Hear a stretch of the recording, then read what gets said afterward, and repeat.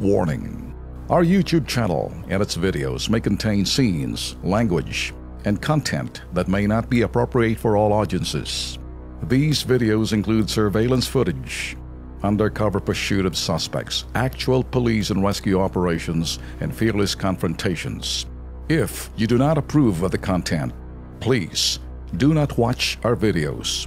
If you wish to continue, we strongly advise that you proceed with caution. Viewers' discretion is advised.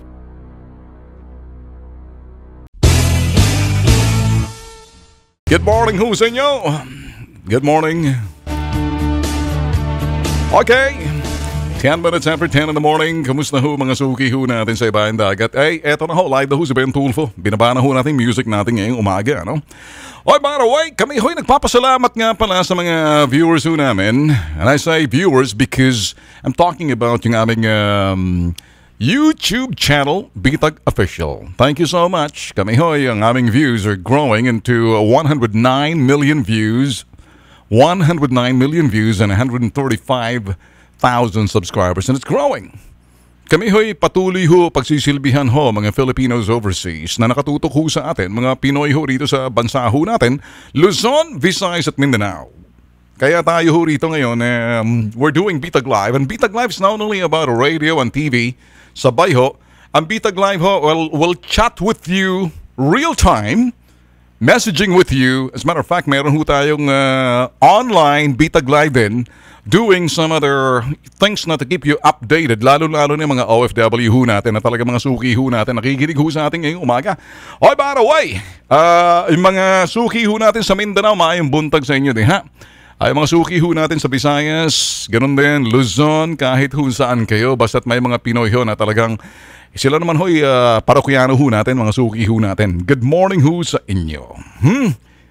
Well, kahapon, kung kayo ho'y talagang hindi na-miss nyo ho yung ating nakaligtaan nyo ho, pwede nyo pa hong habulin, pwede nyo pakinggan yung full episode ho ng Bitag Live kahapon. Uploaded na ho yan sa YouTube and then by the topics din ho, pwede nyo hong subaybayan. Kung inumpisahan ho natin kahapon mga boss, it's all about the golden years of infrastructure nitong Dutertenomics, kung tawagin. We are gonna expound and analyze. Okay? Ito mga bagay na bihira ho na nadidiscuss sa iba hong mga mainstream media. Kasi pag sinabi ho nating mainstream, depende kung kulay dilaw ho yan. May mainstream ho kasi na hindi ho sila kulay dilaw, neutral. Ako ho kasi, I happen to take a stand. Naninindigan ho ako base doon sa aking paniniwala. At ang aking paniniwala, alang kulay salapi. Iba ho kasi pag sinabing naninindigan, sila ho'y naninindigan base doon sa kulay ng salapi o sa kulay ng dilaw na talagang tumataginting. Medyo, sorry ha kung medyo kayo'y nasasaktan ho sa akin mga sinasabi. Marami ho kasi kung minsan nabubuisit sa mga ginagawa ho natin dito. I understandably, I can understand. I can feel exactly yung anger, yung galit ho ninyo sa mga nakikita nyo, pinakikinggan nyo. I just happen to be different and because I'd like to give you a different, at an alternative kasi hindi mo na malaman kung ano ho yung sinasabing real news, real issues, or fake issues and pretending to be an alternative platform pero kulay dilaw pa rin. Sigurado ho kayo rito pagdating ho sa Bitag Live, hindi ho kami kulay dilaw. At wala ho kaming kulay at ang kulay ho, kulay ng katotohanan, sikat ng araw, talaga hong ganyan ho papakita ho namin sa inyo mga boss. Ngayon, etong tanong natin, diretso na ho tayo kasi nasa social media page ho namin to. Kayo ho ba yung mga bossing, ano? Etong Commission on Elections kasi, unfiltered ho itong aking sasabihin mga boss, ano? Unfiltered. Eto hong kasi kung titingnan ho natin, matagal na ho ito eh. I don't want to discuss this but I'm now, it's an incumbent upon me na talagang pag-uusapan to. Itong Commission on Elections ho natin, tanong ho natin mga bossing, kayo ho'y nanonood ho sa akin ngayon sa ibayong dagat. Come on, message me now sa aming social media page sa Bitag Live or tweet me. Tanong ho, naging aparato ho ba ito ng dilaw ang Commission on Elections? Unfiltered. Pag sinabing aparato, naging instrumento ho ba ito ng dilaw? Ito nga bang Commission on Elections, ito nga ba talagang sila ay talagang nandyan kasi nagamit ho. Ito hong aking sasabihin, masakit ho to eh. Wag ho kayong magagalit sa akin kasi pag hindi ko sinabi to at pagkatapos medyo pepreno ho ako, parang sinabi niyo duwag ako. Hindi naman yung matapang ka nga pagkatapos hindi ka nag-iisip. Pinag-iisipan ko mga sinasabi ko rito mga boss. Ngayon, kaya ako sinasabi to kasi gusto kong pukawin ho kayo. Kayo ho makikinig sa akin.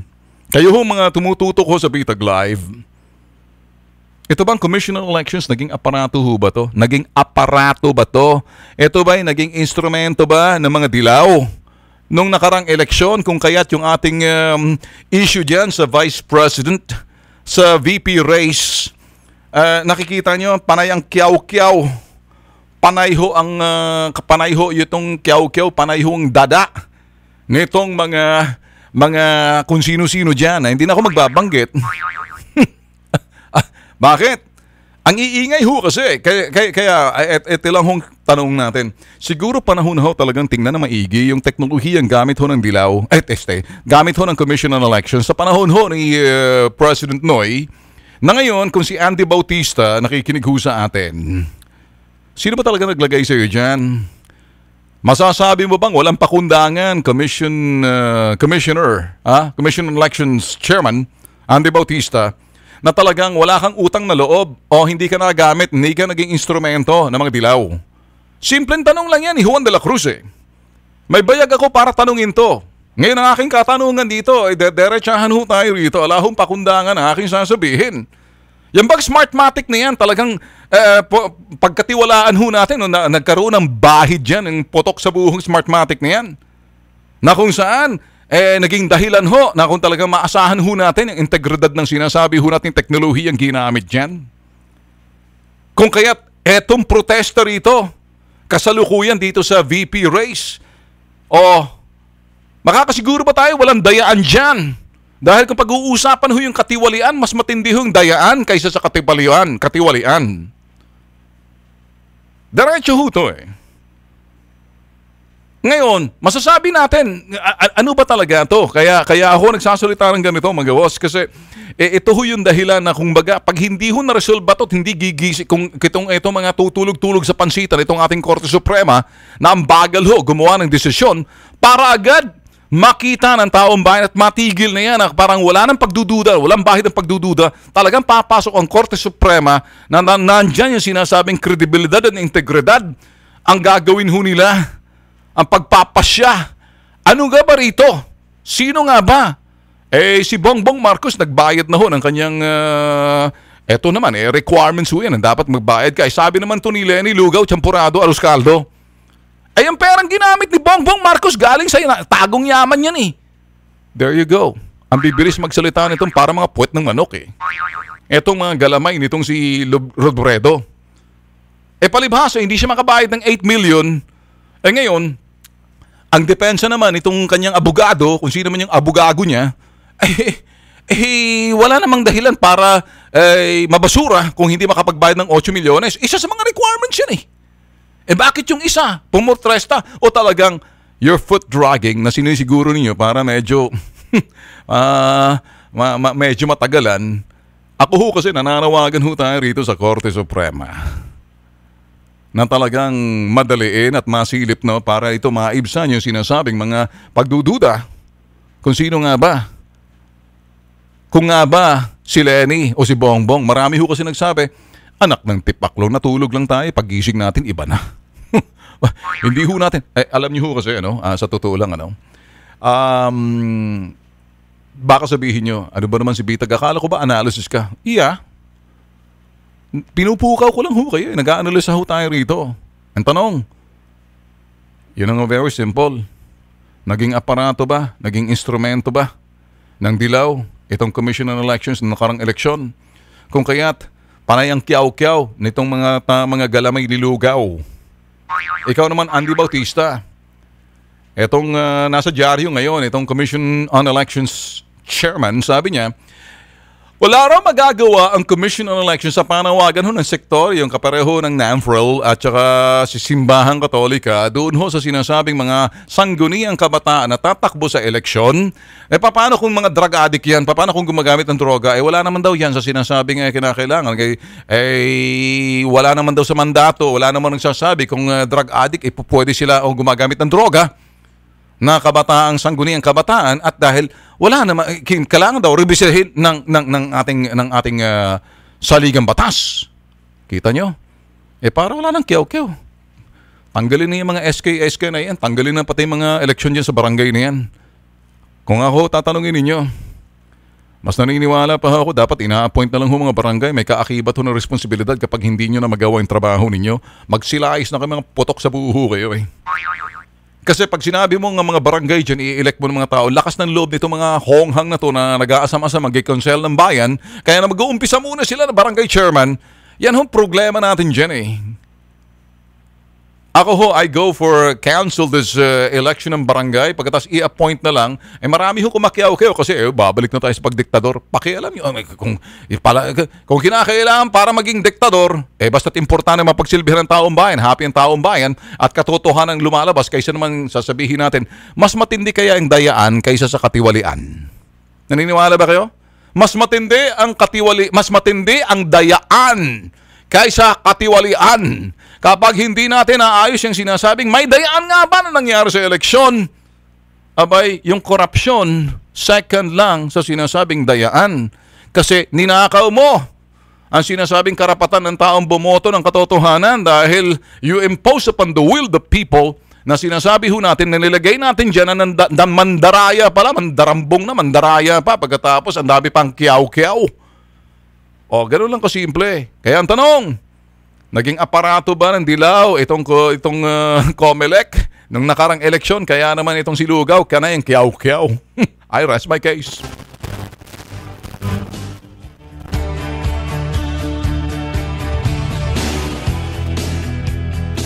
Okay, sige, basahin ho natin dito mga boss. Ito agad sabi ni Renlyn de la Peña, kahit po walang utak makakapag-isip na matino dahil pinagagawa ng mga manloloko, common sense na lang po. Yung pahayag ng Peking BC na gagawin niya lahat para di makabalik si BBM sa palasyo. Meron nga isang miyembro ng isang Commission on Elections galit talaga doon sa Marcos na talagang ipinangako nila dahil krusada at advocacy nitong si Panot, si Benigno III, na kumare, wag bigyan ng pagkakataon na itong mga Marcos makabalik. Sabi ni Arlene Kawata, sigurado yan sir, alam naman nila yon ang bansa natin, ang mga gahaman, ibang politiko sa atin pagdating sa eleksyon, ang dayaan, andyan yung dayaan sa Twitter Denver. Chances are high that a COMELEC might have been bribed by the Yellows to engineer the votes for Lenny to become the VP and won the VP. It's their last resort. Binabasa lang ho natin dito yung mga messages and then sabi ho rito mga boss sa Twitter, in other words, it's the Yellows' plan B due to the Mar Rojas failure to outweigh President Duterte's 16 million votes. Si Christian Belones, isa sa mga hindi kapanipaniwala nung last election ay yung mas maraming nakuhang boto si Drilon kaysa presidente at nanguna pa si Drilon sa pagkasenador kahit maraming galit sa kanya. Ha ha ha. Hindi lang naman si Drilon, look at itong si Joel Villanueva, sikat ba yan? Parang lumalabas mas marami pang boto niyan kaysa sa kay apat na presidente lang naglalaban, ilan senador ang naglalaban, mas maraming bumoto sa mga senador na hindi naman kilala.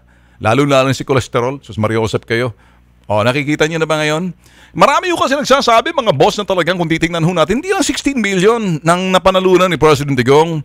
It's about 20 to 24 million mga nagbomoto dyan kasi hindi ho kala ibaba. Kasi sobra ng kapal naman ng mukha, mahahalata na sila, baka magkagulo kapag dinaya pa. Okay, ang nagawa nila, dito lang tayo kay Bongbong Marcos, baka sakaling matigok tong presidente na to, at least sigurado si lugaw. Sabi ho ng iba, hindi ho may sabi niyan. Si Victoria, karamihan nakakahiya talaga. Sus Mario Josep. Ito sasabi niya sa pwesto para si BBM na ang papalit sa utak dilis na lugaw. Bakit pag galit sa mga tao pag pinag-uusapan ho natin si Lenny? Hindi ko maintindihan. And then pag nakita nila galit yung mga tao na sa mga dito sa mga pangyayari nito, tawag nila trolls. Okay. Jonathan Dizon, sabi ho rito, di naman kilala si Lenny sa Northern Luzon, Visayas at Mindanao. Dami pa nilang naglaban-laban sa pagka-VP. Sa tatlo lang lalaki, Marcos, Escudero, Cayetano, hati-hati na ang boto. So, okay, ibig sabihin, sino ba yung si Lenny? Ang tanong, yun ang gustong sabihin. Okay? Si John Derol Lozares sa LP through Pinoy, nanggaling mismong gagawin nila lahat, wag lang makabalik sa pwesto si Marcos. Although hindi categorically sinasabi kong lahat legal. Mindanaon, Comelec at Supreme Court Bayarang Dilaw. Easy. Mga damdamin ho ng taong bayan ho itong mga sinasabi ho mga boss. Sa Twitter, Matthew, no doubt about it. Si Marilu Mariano, tama po, Sir Ben, ang Comelec ang nagpasimula ng kaguluhan pagdating sa election. Mga mukhang perang ayaw nilang lumaban ng patas. Nakaidlip lang saglit, VP na agad si Lugaw. Nasa kulitot siya ko. Sinasabi rito, nag-magic VP. Kahit sino magtataka. Sa Twitter, Sir, pro Duterte yata mga staff ni Lenny. Dahil sinira ni Lugaw sarili sa bawat speech niya. Easy, hindi ko maintindihan kung ano sinasabi rito. Boss Ben, sabi ho ni Jetro Cruz, please, another Ben Tulfo Unfiltered FB episode. Sige na, please. 10:26. Sige. Change topic na ho tayo mga boss. Ano? Gusto kong i-discuss sa inyo first and foremost. Kung kayo ho'y eto naman, sumusubaybay ho sa Pitag Live. Kayo ho'y mga nasa ibayong dagat, mga OFW, or di naman kaya, not necessarily OFWs, you happen to be na mga Pinoy overseas, whether sa Europe, sa US, sa Canada, or sa Australia, New Zealand, South Korea, or in Japan, and the ASEAN nations na mga Pinoy kalat ho. Andito ho yung Pitag Live, message me. And every day, I will have about an hour or so to do live streaming. Keep you posted. Doon ho sa mga lumalapit ho sa. As a matter of fact, we have a big plan coming to make sure that we'll be having a forum pagdating ho doon sa mga Pinoy overseas. And we will be reaching out for you guys. Thank you so much doon ho sa mga messages ninyo. You're talking about thousands of people giving their messages. Nalalaman ho natin yung mga problema at mga hamon ho. Hinaharap ho ng mga OFWs ho natin. Yung kanilang mga concerns sa kanilang mga pamilya ho rito. At yung kasabikan ho nila na talagang makakuha ho ng sinasabing tamang balita. At hindi ko sinasabing mali-mali mga balita. It just happened to be na nagugustuhan ho nila yung estilo ho ng Bitag Live. And tayo ho kasi, the thing that I don't want mga boss is magiging limasing ko ho ako pagdating sa social media. And to be honest with you mga boss, galit ho kami sa mga nagnanakaw ho na mga ginagawa ho namin dahil copyrighted ho ang Bitag Live. And we have intellectual property rights sa mga ginagawa ho namin. Halimbawa, itong aking ginagawa ho dito sa Radyo 5, copyrighted ho itong aking mga ginagawa ho rito. Kaya kung kayo ho'y nagnanakaw, pag nakuha namin yan, nire-report lang namin kayo sa YouTube, tanggal agad kayo. And we can show everything. And marami na ho kami napabura, napatanggal ng mga nagnanakaw ho na materyales ho namin. Kaya kung kayo nag-upload sa inyong mga YouTube account to make money out of our intellectual property rights and yung aming copyrighted material, we will go after you. Kaya ngayon pala mga boss, there's only one Bitag Official sa YouTube. Anybody na mag-upload ho na hindi ho Bitag Official, huwag niyo hong tangkilikin. I-report niyo agad sa akin para patatanggal ho namin sa YouTube. Anyone following us, there's only one na pwede niyo ako sundan, and I will be messaging you and I will be engaging with you sa Bitag Live ho or sa Unfiltered, Ben Tulfo Unfiltered. Marami ho kasi baka nagpe-fake Ben Tulfo dyan eh. Sinisiguro ko lang ho na hindi ho, ayaw ko ho kasi magmumukhang 5-5 ho pagdating sa social media na kinakalat ho yung mga ginagawa ho natin. Walang pahintulot. Kaya sa tulong nyo ho, i-report nyo ho sa akin kung sino, kung may nakikita ho kayo ng mga naglalabasan ho sa social media, particular sa YouTube, na kinakalat ho yung mga ginagawa ho natin na walang pahintulot, we will take action against this son of a gun. Tagaan nyo ho sa bato. Ganun lang ho kami kasimple rito. So ngayon, marami pa ho tayong pag-uusapan ngayong umaga. And isa ho roon sa mga topic na gusto ho natin pasadahan ngayon mga boss, ay gano'n rin. Sabi ho natin nung araw pa, nung panahon ng dilaw,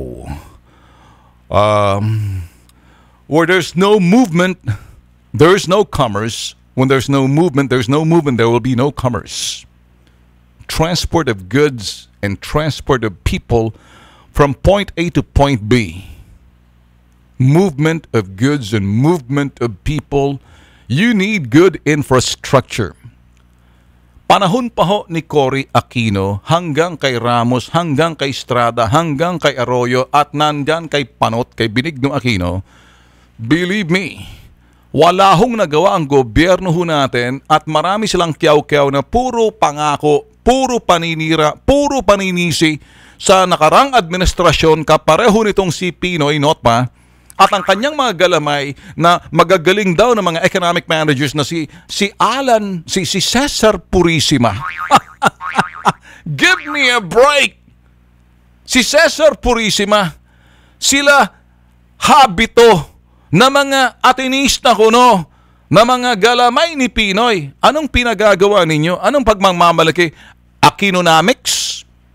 Wala namang alam si Pinoy nung araw. I'm sorry, but I'm gonna have to tell you this unfiltered. Walang ginawa kundi nakikipag-Xbox lang kay Josh. Ngayon, alam bang ginawa nitong si Pinoy? Hindi naman totoo, peke ito eh. Hindi naman talagang gusto maging presidente ng tao na to. Nakaupo lang sa Malacanang dyan. At pagkatapos siguro that time, nanalo siya. Ano bang nagawa? Teka muna. Anong nangyari doon sa sinasabi nating mga infrastructure project? Pag sinabing infrastructure project and infrastructure development, ano ba ang mga nagawa ng nakarang administrasyon ng Dilaw, nakapartikular kay Pinoy? Mga boss, think again. Marami hong nakatenga na mga nakalaang pondo sa infrastructure kahapon ho sa mga infrastructure project na hindi ho mapatuloy dahil si Pinoy ho against ho sa mga infrastructure project. Ang gusto niya ho, sa tuwid na daan. Ang daan na baluktot na baku-bako. Ang daan na makintab, singkintab ng kanyang Panot kasama si Abad. Wala naman silang nagawa. Ngayon, eto ho ngayon, nag-uumpisa ho magsalita ang mga gabinete ho at nagpahanda ho in the next 6 years, in the next 5 years left. It will be build, build, build, and build. The golden years of infrastructure will have to commence in 2018. And you know what?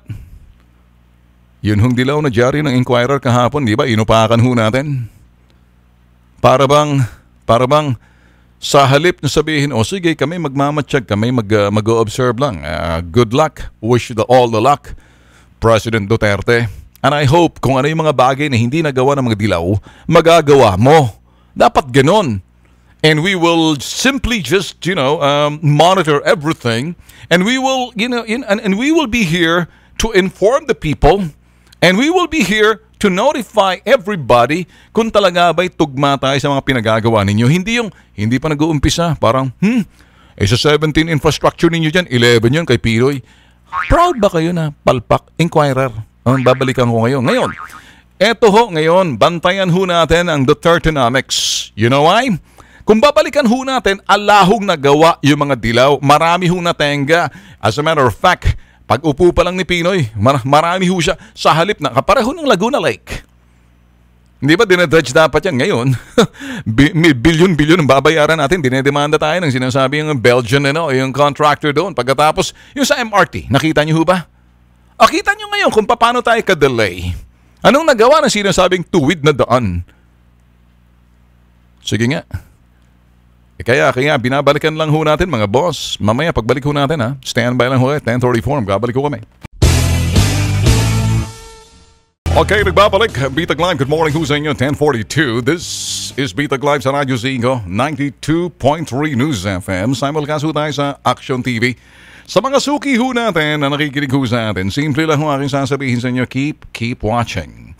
And sakaling hindi ho rin nyo makompleto itong aking program ngayon, it's always uploaded ho sa YouTube channel ho namin. That's Bitag Official.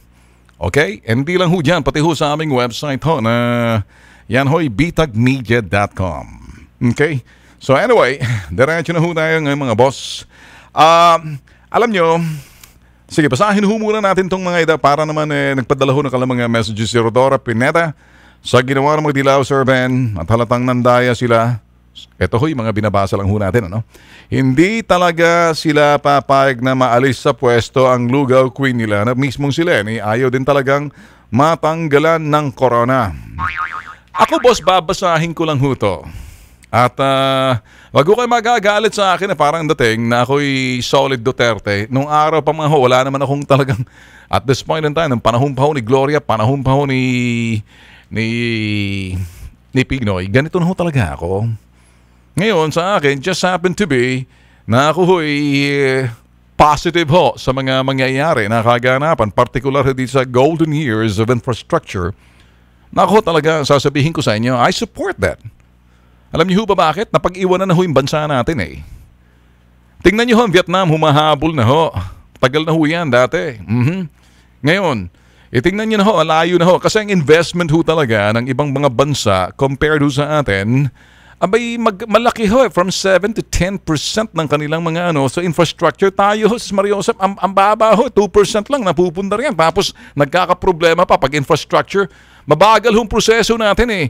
Nagkakaroon ho ng sinasabing girian pagkatapos kini-question ho ng mga kontratista diyan yung ating nakarang administrasyon na sinasabing tuwid na daan, abay balu-baluktot na daan. Ano bang mapagmamalaki ho ng Dilaw, partikular kay Pinoy? Anong infrastruktura na gawa nila maliban lang dun sa sinasabing mukha ng katiwalian, mukha ng kapabayaan? Tulad ho ng sinasabing MRT, LRT na yan, matagal na ho yan eh. Ngayon sa panahon ho nitong si Digong, titingnan ho natin kasi very positive, upbeat ho ngayon ng kabinete tulad ho ni Pernia, si Diokno at ito ho sila Dominguez. Yan ho mga economic managers ngayon. Talagang pipilitin ho nila to come up with results na umaasa ho yung taong bayan. Trilyones ho ang ipupondo ho dyan pagdating ho sa sinasabing infrastructure. Itong bagay na tinatawag natin infrastructure, mga boss, mga airport, seaport, mga daanan ho yan, transport system. Subway na gagawin na ho riyan pagkatapos sinasabi ho natin yung mga tren na pinaglumaan ng panahon ni Kopong-Kopong. Nung panahon yung Philippine National Railway na walang pakinabang ho yan. Ang nilagay ho ni Panot dyan, yun hong si De Quiros. Patay na ho yung PNR ho natin. Nagtsatsaga nga yung mga pobreng kababayan ho natin yan sa sinasabi ho natin tren na yan. Andiyan yung MRT kabagalan, yan hong naging sanhi ho ng sinasabi natin na binild ho ni Gloria ng panahon ni Gloria ho yan pagdating kay Panot. Wala ho nangyari dyan kay Pinoy eh. Napanot na ho yung ibang mga tao dyan sa pagiging boyset. Ngayon pa lang ho, makikita ho natin. In fact, ito ho nakikita ho natin sa MRT na umaatungal ho yung mga kasalukuyang mga, ay sabihin ho natin ito yung mga oposisyon na dati nasa administrasyon ni Pinoy na parang sinisisi nila ngayon itong nakaupo. Si Tugade. Samantala, ito'y namanan niya na lang kasi tandaan na lang ho natin na kinakailangan ho talaga maisagawa ho yung sinasabing infrastruktura sa mass transport, seaport, airport, ito ho yung mga daan. Alam niyo ho kasi transport of people from point A to point B. Marami hong nasasayang ho. 30% is wasted. Doon ho sa sinasabi natin, pag-transport of goods from point A to point B, mga pagkain, hindi ho ganun. Kuminsan ho, nasasayang kasi ang pangit ho ng mga daan ho natin. Hindi ho ganun kadali.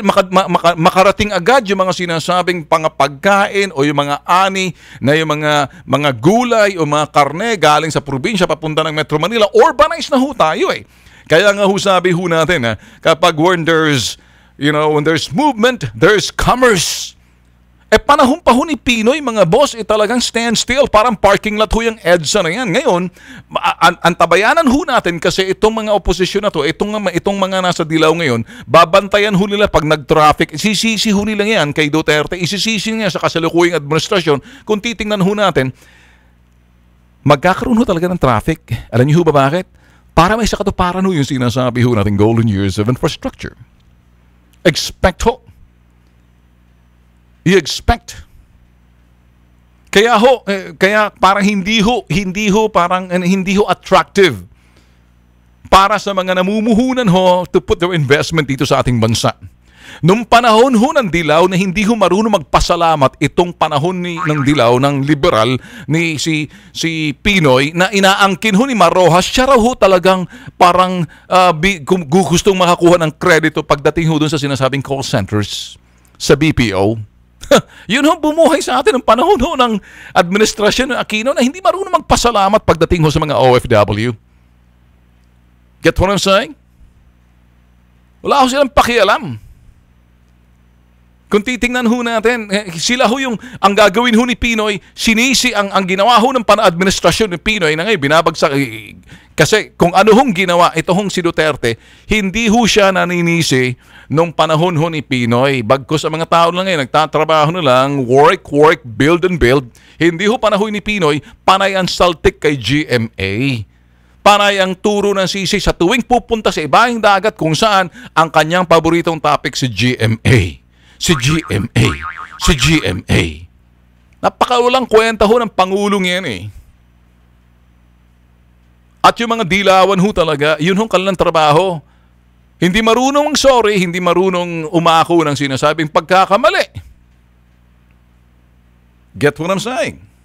Kaya ngayon, paghandaan ho natin the golden years of infrastructure, there will be pains. May mga bagay tayo na medyo magtsatsaga tayo kasi sigurado ho, magkakaroon ng sanhi ng traffic ho dyan habang isasagawa ho yung sinasabing pag-uumpisa ng sinasabing build and build and build. Natural, sisikip muna yan. Pero ang kaginhawaan ho yan, maaring matatamasa ho na yan kung sinong susunod na presidente.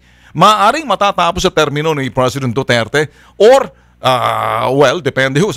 Kasi importante, may tulong din ho Kongreso dyan.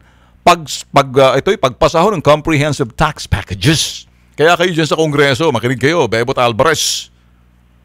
Ay hindi puro kayo sinasabi nyo, mga supermajority, kinakailangan, isagawa nyo na, yung kinakailangan maipasa agad para kung ano man yung magagawa dyan, makakatulong ho yan sa sinasabing mapabilis the golden years of infrastructure kasi baka magkaroon ho ng sinasabing sigalot o di kaya maantala ho dahil mga natutulog kayo sa pansitan yan pagdating sa Kongreso.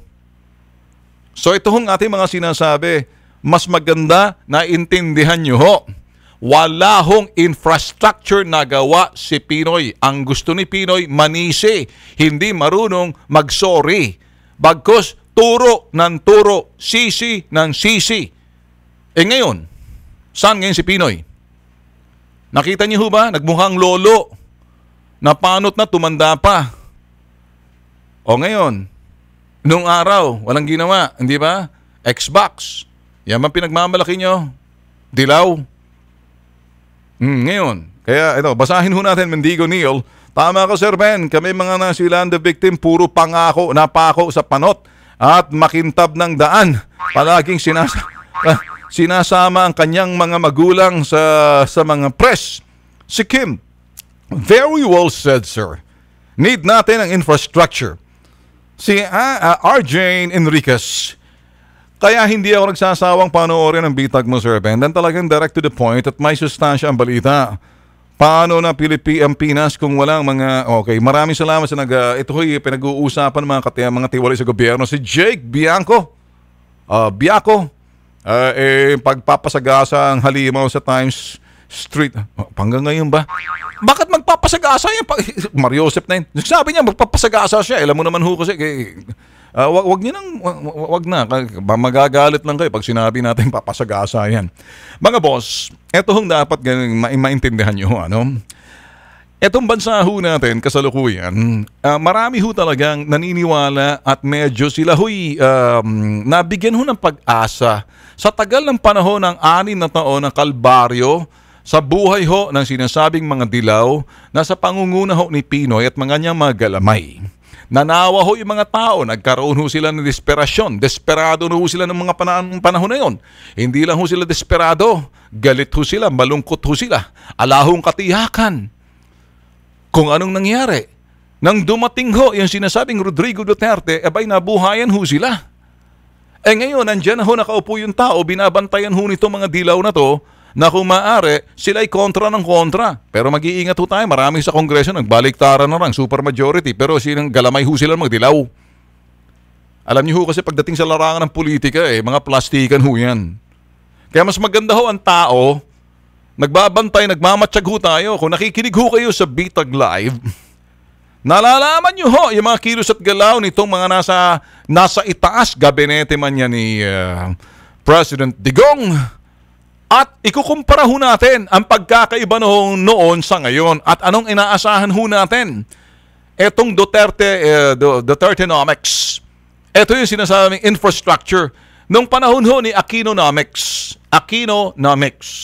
Meron ba noon?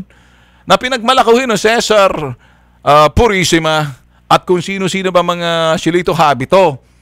Ang nangyari doon sa mga yon. Ano bang mapagmalaki nila? Lahat press release, lahat nagbabayad sila ng sinasabi mga survey bakit dagat na ang laki na raw ng ating mga ganere. Hindi nga kayo marunong magpasalamat sa mga OFW, ng mga buhay na bayani ho natin, na hindi nyo sinabi, maraming salamat sa inyo mga OFW. Lumutang ang ating ekonomiya dahil sa inyo. Mga serbergwensa kayo. Sugrese mga ditukara. Nagtsabakano na ako Ngayon, kaya ako sinasabi ko dito, ngayon, si Pinoy ba? Siya ba yung presidenteng panay ang travel para, itong si President Digong, wala pang isang taon, nakikita nyo, nakuha yung bansang Japan, nakuha yung iba, etc. May mga promises na ganito. Maganda ho yung standing ho natin sa ekonomiya natin. Talagang pinipinturahan lang nito mga dilaw na medyo masama para magkaroon ho ng sinasabing alang katiyakan. Ginuguluhin nila, mag-iingat ho kayo kasi may mga galamay ho yan, mga dilaw na media, ABS-CBN, GMA, Inquirer. Bantayan nyo, Rappler. Itong mga putok sa buho na to, wala itong magawa to. Pag gagawa lang ng balita, tinitimpla pa. Ang pagkatimpla, mapakla, maasim. Hindi lang maasim, mapanis na ho ang kanila mga balita na kung minsan ine-SS. Alam niyo yung SS, sinasalsal yung balita. Minamasturbate ho yung balita. Pasensya na ho kayo, unfiltered. Hindi ako bastos. Is there such thing as masturbation of news? Tanong niyo ho sa ABS-CBN, sa Inquirer at saka sa sinasabing GMA kasi sa Rappler. Ask them. What do? They masturbate the news. bahala na ho kayo. Si Alex Layer. Ewan ko sa mga tangang Pinoy. Masyado na napaniwala ng mga Aquinong inggitero sa kapangyarihan. Wala naman talagang malasakit yung mga dilaw na sa tao. Puro pansariling interes. Wala tayong magawa dyan sa Twitter. Idol. Napanot na ang mga tao sa paghintay. Anong magawa ni Panot sa panahon niya? Wala kasi naglaro ng Xbox. Pero palpak si Boy Sisi. Baka nag-SS. Malimit mag-SS. Alam niyo na ang ibig ng SS? Salsal. sa mga balita at issue. Huwag ka matatawa dyan. Ikaw, iba yung aking sinasabi dito. Kasi alam niyo man kasi kuminsan yun ho mga tawag ho, mga dilaw, salsalero ho yan pagdating sa mga issue iba pa ho yung sinasabing as the word salsal, masturbate. When it comes to issue, that's what they do. Si Along Egente, tama, more infrastructure, more jobs. Of course! Infrastructure, more jobs. Expect.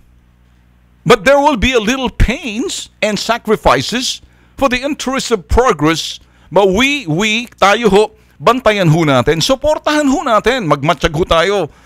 Imulat ho natin ang mga mata natin. Kahit na, malay mo, baka may mga gabinete dyan na medyo mga putok sa buho, baka may kulay dilaw. Magbantay ho tayo lagi. Hindi ho porket sinasabi ni Ben Tulfo rito, nagpapaniwala na kayo. Of course, I will tell you exactly the truth. But I also would like to make sure that you guys are aware and you have to play your part. Gawin niyo mga dapat gawin niyo na talagang nagmamatsyag ho ang bawat Pinoy. Bantayan ho natin yung 8 trilyones na mahigit 8 trillion pesos all gonna be an infrastructure in the next 5 or 6 years. Iba ho yung sinasabing inalalatag ho natin. Iba naman ho yung planning and execution. And the execution thereby giving you the desired outcome. Sa pagpaplano pa lang, paano isasagawa at ano maging resulta doon sa gawa, mahalagang nagbabantay ho tayo mga Pinoy in support doon sa sinasabing administration because this is it. If we screw this up, we're all gonna be screwed up. Bantayan ho natin. Huwag ho natin hayaan pumalpak ang administrasyon ni Duterte dahil sama-sama ho tayo magbabantay sa 8 trilyones na yan. Sa Pilipino ho yan, hindi ka pareho ng mga dilaw na matatakaw. Si Esther del Castillo, sana po ito talaga yung tunay na pagbabago. Well, you can only wish. Stop wishing. Start moving. And start, stand up to be counted. Hindi po puro wish na lang kayo. Importante, you play your part. Ito hong Bitag Live, talagang nandito ho, nagsasalita ho tayo rito para kayo ho'y maiparating ho sa inyo mga bagay na yun hong inyong mga desisyon na ito'y katumbas ng desisyon, may kaakibat na aksyon. Sa aksyon, dyan makikita yung sinasabing resulta at ang resulta na yan yung sinasabing tinatawag ho natin kapalaran. Kung puro plano, tapos nagdesisyon ka, hindi mo naman in-execute, hindi mo naman isinagawa, depende kung paano mo isasagawa. Dudulot yan ang sinasabing palpak na resulta, tamang resulta. Dalawang klaseng resulta yan gusto nating tamang resulta. So sa umpisa pa lang, habang pinagpapalanuhan pa lang, at pagsasagawa niyan, binabantayan ho natin, pati yung tamang paggawa at tamang resulta at tamang kahinatnan sa ikabubuti ng taong bayan, ng bayan at sa tao ng bayan, taong bayan. Yun ho ang aking sinasabi ho rito sa Twitter. Puro pigil si Panot sa infrastructure, hindi si Mar ang father ng BPO. Sabi niya siya Siya raw yung ama ng BPO. Nik mo. Credit grabber lang siya. Yellow idiot, sabi ho rito sa Twitter. Alam niyo ho kasi, pag ang isang politiko na talagang credit grabber, they will do whatever it takes. W-E-I-T. Let me introduce the word. W-E-I-T. Whatever it takes. W-E-I-T. That's what I called the yellows. The yellows will do W-E-I-T. Whatever it takes. Whether they're gonna cheat, whether they're gonna be dishonest, whether they're gonna grab the credit, be careful. Always be on your toes. Huwag niyo ho silang payagan na makahirit pa. Nanawa na ho tayo ng 6 na taon na kanilang pambobol at panluloko, paninisi. Pag hindi pa kayo natuto, ewan. See you tomorrow. Adios.